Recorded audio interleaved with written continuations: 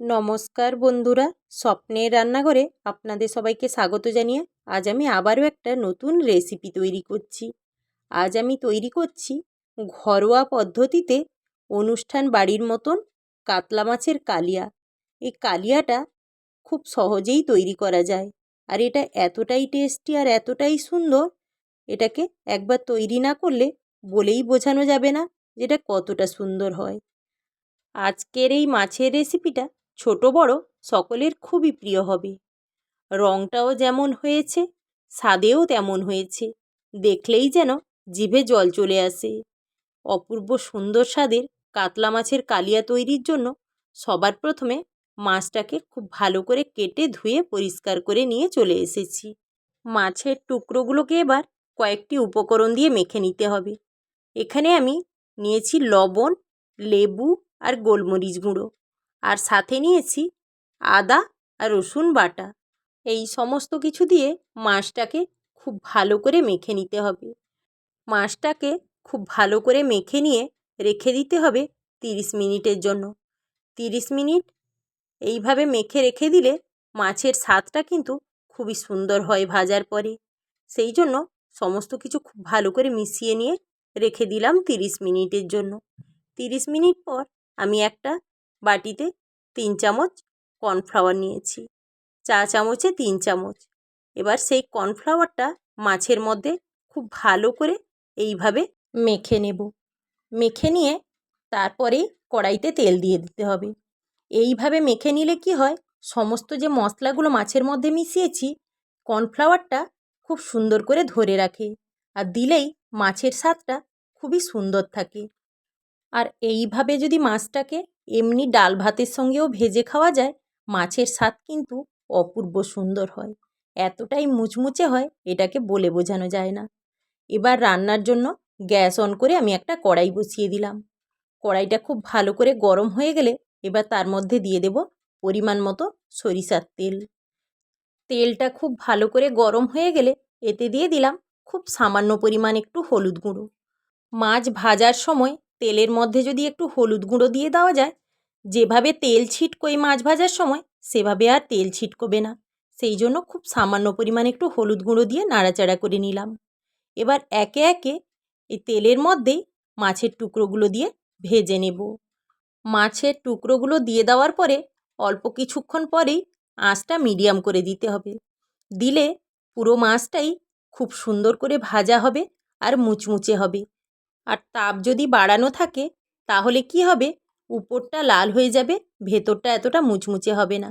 সেই জন্য আঁচটা মিডিয়াম করে দিয়েই মাছটা এপিট ওপিট ওলট পালট করে ভাজতে হবে। দিলে খুব সুন্দর করে ভাজা হবে। ছোট বড় সবাই যদি ঠিক এইভাবে মাছের ভাজা খায়, তাহলে কিন্তু এই মাছ ভাজার স্বাদ সব সময়ের জন্য মুখে লেগে থাকবে, আর এমনি ভাজা হলে খেতেই চাইবে না। এই মাছ ভাজার স্বাদটা এতটাই সুস্বাদু। এপিট ওপিট ঠিক এইভাবে ওলট পালট করে ভেজে নিয়েছি। ঠিক এইভাবে ভাজা হলে তারপরেই মাছটা তুলতে হবে।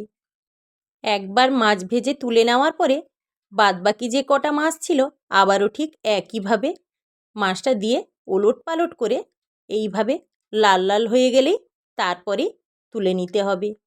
যেই তেলে মাছ ভেজেছিলাম সেই তেলটা কিছুটা পরিমাণ কমিয়ে নিলাম। এতটা পরিমাণ তেল রান্নায় দেব না। এবার এলাচ, লবঙ্গ, দারচিনি, তেজপাতা আর শুকনো লঙ্কা ফোড়ন দিলাম ওই তেলের মধ্যে। ফোড়নটা একটু লাল হয়ে এলেই তারপরে দিয়ে দিলাম পেঁয়াজ কুচি, আর দিয়ে দিলাম সামান্য পরিমাণ লবণ। এবার মিডিয়াম আঁচে পেঁয়াজটাকে খুব ভালো করে ভেজে নেব।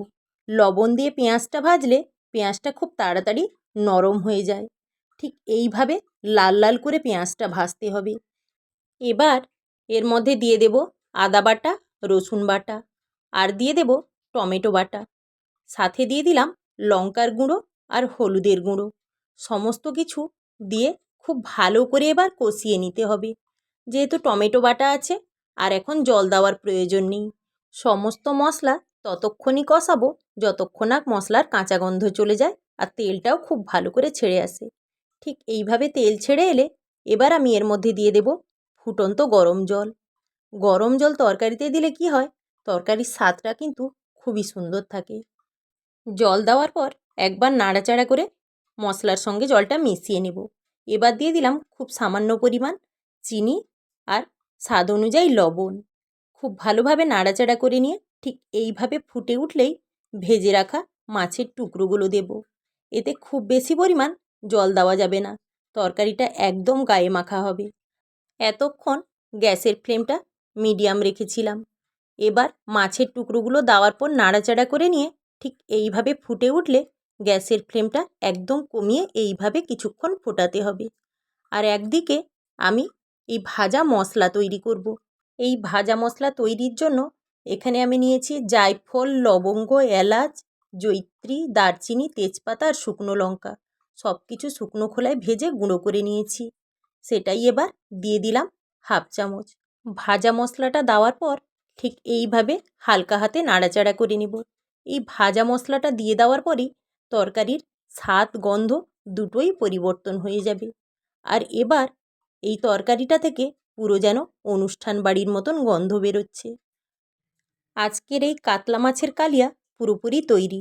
এবার গ্যাসের ফ্লেমটা অফ করে দেব। এবার পরিবেশনের পালা।